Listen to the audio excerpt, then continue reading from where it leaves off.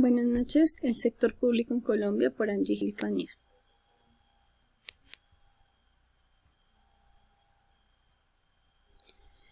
El sector público pues en Colombia, entonces ¿de dónde surge pues como ese concepto? A medida que las personas buscan satisfacer sus necesidades, aparecen más necesidades colectivas. Entonces, estas necesidades requieren soluciones comunitarias. Un ejemplo, la defensa nacional. A lo largo de la historia, las sociedades han creado grupos para coordinar los objetivos individuales con los sociales, y así se le dio lugar al sector público. Se identifica principalmente con el gobierno. El sistema de economía mixta. El sector público y la economía mixta, ahí se refieren a dos pilares importantes, el capitalismo y el socialismo. Entonces es importante, digamos, la participación de las empresas privadas y el gobierno, porque ellos tienen un papel importante en la producción de bienes y de recursos, tanto en la producción, la distribución, la planificación de esos recursos para mantener así la economía estable. La función de la economía del sector público. La actividad del gobierno impacta todos los aspectos. La planificación gubernamental busca identificar y corregir estas deficiencias para mejorar el funcionamiento de la economía y de la vida social, proporcionando así seguridad, justicia, salud, educación y vivienda a través de diversos organismos especializados. Sin embargo, se encuentran varias fallas en este mecanismo del mercado, según Ortega Alfonso en su libro, y él los identifica así.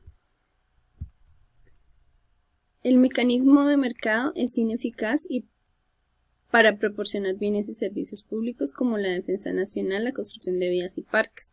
En las economías suelen existir imperfecciones que distorsionan la capacidad del mercado para asignar eficientemente los recursos. Todo mercado funciona bajo las premisas de la capacidad que tiene el individuo para pagar y de lo que los individuos puedan producir con la utilización de los recursos productivos que poseen. El desarrollo y la satisfacción de intereses privados a menudo genera mayores necesidades públicas o de carácter colectivo.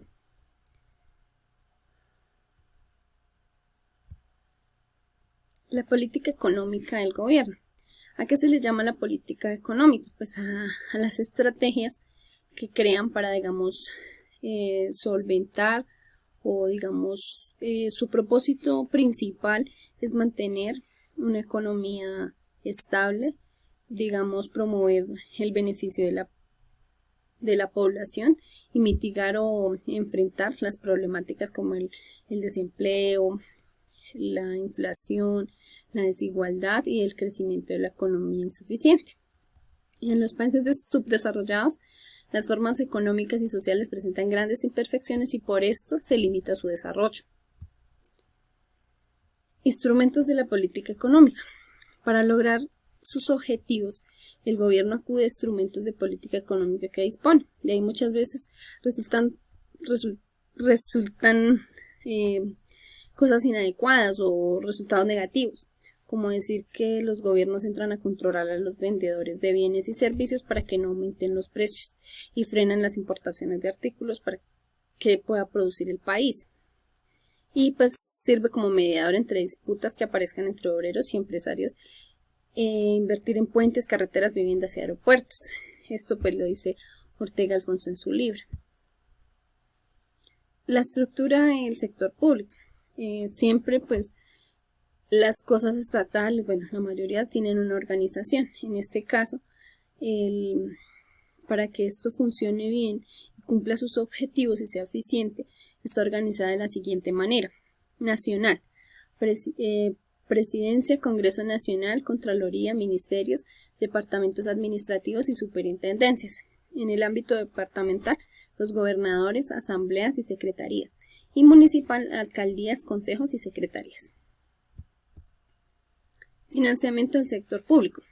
Para cumplir sus funciones, el gobierno tiene que realizar una serie de actividades que van estrictamente desde administrativas hasta promover la producción a través de operaciones directas de inversión. Sin embargo, como todos sabemos, la principal fuente de recursos para realizar sus funciones del gobierno o para financiarse son los impuestos. los cuales se identifican por ser cargas obligatorias establecidas a las personas y a las empresas. Formas de elusión de los impuestos. Sin embargo, hay personas que buscan no pagar estos impuestos, porque pues a veces como se generan, digamos, en un índice a proporción de pronto de sus ingresos, a las personas se les hace pues como que muy costoso cubrir esos pagos. Entonces hay tres importantes formas de eludirlas. En la evasión pues, significa la acción deliberada de eludir ese pago, o sea, no pagarlo, de decir no lo pago, y eso pues trae consecuencias y obviamente afecta el financiamiento del sector público. La remoción ya se refiere que, digamos, la estrategia que utilizan los contribuyentes para eludir costos públicos al cambiar de actividad económica, que cambian de actividad de un momento a otro y entonces ya no pagan los impuestos. Y la traslación pues ya no afecta, porque sí se recoge el impuesto, pero entonces es pasar de un propietario a otro, entonces a veces sí se ve afectado el impuesto. El ahorro y la inversión en el sector público. El ahorro es, digamos, la relación que hay entre los ingresos y los gastos digamos, en el gobierno. El ahorro, pues, si el ahorro es positivo, entonces quiere decir que está funcionando correctamente, que tiene más ingresos que gastos y estos se pueden utilizar para inversiones. Y la inversión son gastos que genera el gobierno en inversiones que son beneficios a largo plazo, que son como las carreteras, los hospitales, las escuelas. Esto sería la inversión. El endeudamiento en el sector público.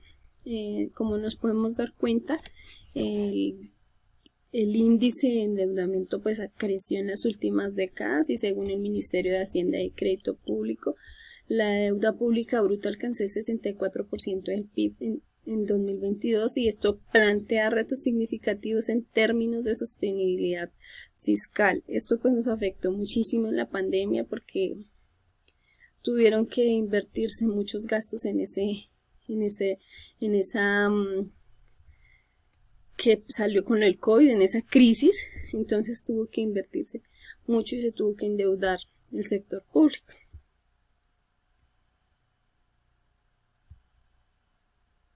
La interacción entre el sector público y el sector privado.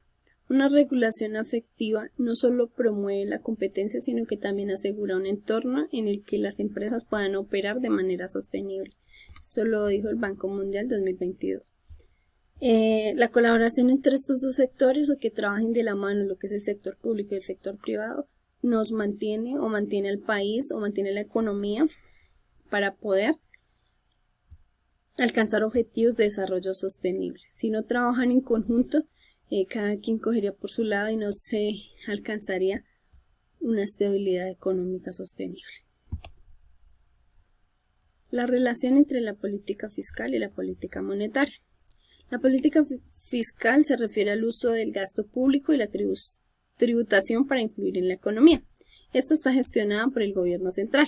Y la política monetaria, esta se centra en el control de la oferta de dinero y las tasas de interés, y esta está gestionada por el Banco Central. Sus objetivos, digamos en este caso para la política fiscal, incluyen la promoción del crecimiento económico, la redistribución del ingreso y la estabilización de la economía durante ciclos económicos. Y para la política monetaria, se orienta principalmente hacia la estabilidad de precios como objetivo primario. Mecanismos de acción. Entonces, para la política fiscal encontramos que se implementa a través de cambios en el presupuesto del gobierno que pueden incluir aumentos o reducciones en impuestos y cambios en el gasto público. Y la política monetaria ya se implementa mediante instrumentos como las tasas de interés, operaciones de mercado abierto y requisitos de reserva. Gracias.